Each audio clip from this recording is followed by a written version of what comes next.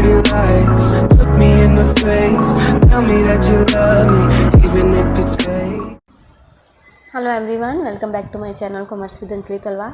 सो हमने इकोनॉमिक्स का chapter start किया हुआ है problem of deficient demand and excess demand, जिसकी लास्ट क्लास में हमने कुछ कंसेप्ट क्लियर किए थे इंट्रोडक्शन क्लास में, है ना, कि लाइक अनएम्प्लॉयमेंट क्या होता है, वॉलंटरी अनवॉलंटरी क्या होता है ना, तो ये चीज़ें हमने पढ़ ली थी जो बेसिक सी थी।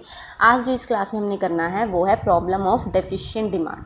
ठीक है, इसमें से एक पार्ट डेफिशिएंट डिमांड वाला पार्ट हम इस क्लास में कंप्लीट कर देंगे। फिर एक क्लास लगेगी एक्सेस डिमांड की और एक लगेगी इस सिचुएशंस को टैकल कैसे करते हैं, हैंडल कैसे करना है उसकी। तो 2 क्लासेस और आएंगी और ये चैप्टर आपका कंप्लीट हो जाएगा। ठीक है, तो आज कंप्लीट करते हैं डेफिशिएंट डिमांड। अब देखो नाम से क्लियर हो रहा है डेफिशिएंट डिमांड। यहीं पे पहले मैं तुम्हें एक बेसिक क्लियर कर देती हूँ इसका। डेफिशिएंट का मतलब क्या है? कम। देखो एक्सेस का मतलब क्या है? ज़्यादा, और डेफिशिएंट का मतलब क्या है? कम। अब यहाँ पे डिमांड कम है, एग्रीगेट डिमांड क्या है? कम है किसी चीज़ से। किस चीज़ से? एग्रीगेट सप्लाई से नहीं। बात समझ आई? इसमें हमें डिमांड कम रखनी है। यहाँ पे हम डिमांड 2 तरह की लेते हैं। कौन सी? एक डिमांड होती है हमारी फुल एम्प्लॉयमेंट इक्विलिब्रियम पे, कल किया था ना, एग्रीगेट डिमांड जो हमें फुल एम्प्लॉयमेंट वाली चाहिए, और एक होती है एग्रीगेट डिमांड जो हमें प्लान्ड वाली चाहिए। बात समझ आई? ये एक्चुअल एडी है जो लोग सोच रहे हैं कि हमने ये यूनिट्स खरीदने हैं, और ये एडी है जो फुल एम्प्लॉयमेंट के लिए चाहिए। अब फुल एम्प्लॉयमेंट वाला क्या होता है वो कल की क्लास में हमने किया था। फॉर एग्जांपल एक इंडस्ट्री में 1000 यूनिट पर डे हम बना रहे थे, कल यही किया था, लेकिन उसकी डिमांड कितनी हो रही है? सिर्फ 900 यूनिट की। तो प्लान्ड एडी क्या है लोगों की? 900। फुल एडी क्या होनी चाहिए फुल एम्प्लॉयमेंट पे? 1000। तो होगी ना एग्रीगेट डिमांड कम जो होनी चाहिए उससे। तो इससे क्या होता है? रिसोर्सेज वेस्ट हो रहे हैं। ये बात समझ आई? इसी सिचुएशन को हम क्या कहते हैं? Deficient demand. और एक्सेस क्या होगा? जब हमारी प्लान्ड वाली ज़्यादा हो जाएगी, उल्टा ही हो जाएगा। अगर तुम्हें डेफिशिएंट समझ आ गया, एक्सेस तो सारा उल्टा है इसका। बात समझ आई? पहले मुझे बताओ। So problem of deficient demand एक सिचुएशन है इकोनॉमी के अंदर when a planned AD is less than what we required AD for full employment equilibrium. बात समझ आई?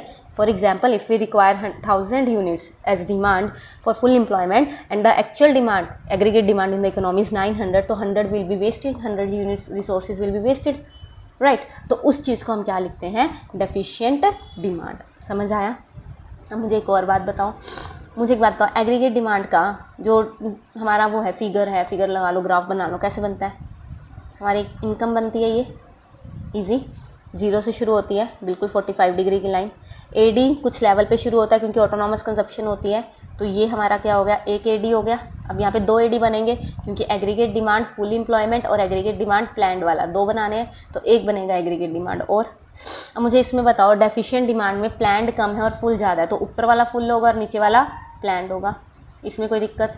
क्योंकि डेफिशिएंट डिमांड का मतलब क्या है कि हमारी एक्चुअल डिमांड कम है। एक्चुअल डिमांड मतलब प्लान्ड एडी। ये समझ आया? यहाँ पे हम इनकम शो करते हैं और यहाँ पे कंजप्शन या एडी शो करते हैं, है ना? यहाँ तक समझ आया? अब मुझे पता है क्या करना है, अब मैं तुम्हें यही समझा देती हूँ। जो फुल एम्प्लॉयमेंट वाला होता है ना, वहाँ वो जो इक्विलिब्रियम बन रहा है वो उठाना होता है हमें। जो ये इक्विलिब्रियम पॉइंट बन रहा है ना, ये उठाना है हमें। अब इस इक्विलिब्रियम से नीचे आओ और ये हमारा क्या बन गया? डेफिशिएंट डिमांड बन गई, जिसको काउंट करते हैं हम। यहाँ डिफ्लेशनरी गैप भी इसी को कहते हैं, डिफ्लेशन भी इसी को कहते हैं, सब कुछ ये बन गया। जो फुल एम्प्लॉयमेंट वाला होता है ना, इसकी इक्विलिब्रियम को उठाओ और जो इनके अंदर गैप है वो चेक कर लो। ये करते हैं, ठीक है? आई होप आपको ओवरव्यू समझ आ गया होगा। अब इस चैप्टर को स्टार्ट करते हैं, इस टॉपिक को स्टार्ट करते हैं। चैप्टर तो हो गया था हमारा start. So problem of deficient demand क्या है? ठीक है, देखो ये आएगा, AD falls short of its full employment level. ठीक है, सो डेफिशिएंट डिमांड क्या है? Deficiency of AD. डिमांड कब डेफिशिएंट होगी? जो रिक्वायर्ड है for fuller utilisation of resources. यही बताया ना कि हमें चाहिए 1000 यूनिट्स की demand for fuller utilisation of resources, लेकिन डिमांड कितने की हो रही है? सिर्फ 900 यूनिट की, है ना? So AD is deficient when it does not permit fuller utilisation of production capacity and where there is excess capacity in the economy. या फिर इसको कह सकते हैं एग्रीगेट डिमांड सप्लाई से कम है, क्योंकि एग्रीगेट सप्लाई अगर हम 1000 की कर दें, या फिर एडी अपने फुल एम्प्लॉयमेंट लेवल को पूरा नहीं कर पा रही है। और इसका डायग्राम कैसे बनाना है तो मैंने तुम्हें इजीली सिखाई दिया। नॉर्मल है ये, तो देखो ये हमने बनाई 45 डिग्री की इनकम की लाइन, 2 एडी बना दी। अब डेफिशिएंट डिमांड है तो प्लान्ड वाली नीचे है और फुलर वाली ऊपर है। फुलर वाले का इक्विलिब्रियम उठाया, लाइन मारी, ये डेफिशिएंट डिमांड निकल आई। इसी को डिफ्लेशनरी गैप कहते हैं। इसमें कोई दिक्कत? ईजी है ना?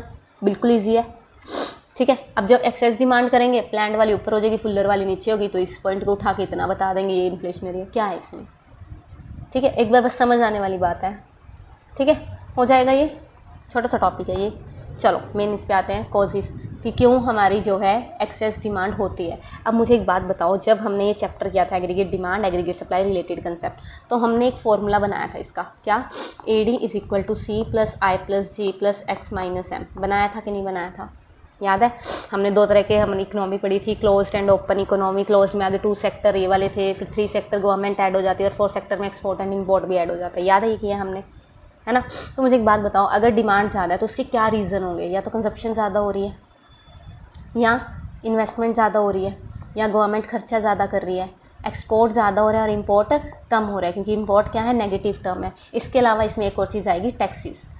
ऑब्वियस सी बात है, टैक्स कम लग रहा है, टैक्स कम लग रहा है तो लोगों के पास जो हमारी डिस्पोजेबल इनकम है, डिस्पोजेबल होता है कि टैक्स पे करने के बाद जो हमारी इनकम, पर्सनल इनकम बची खर्च करने के लिए, वो ज़्यादा हो जाएगी। ज़्यादा हो जाएगी तो लोग डिमांड ज़्यादा। एक मिनट, एक्सेस डिमांड हम तो डेफिशिएंट नहीं कर रहे थे, वेट फॉर वाइल, मुझे लगता है गलत ऐड हो गया है। ये गलत ऐड हो गया भाई, ये एक्सेस डिमांड का हो गया, ठीक है। अब हमने पढ़ना है डेफिशिएंट डिमांड, यहीं पे ठीक करवा देती हूँ।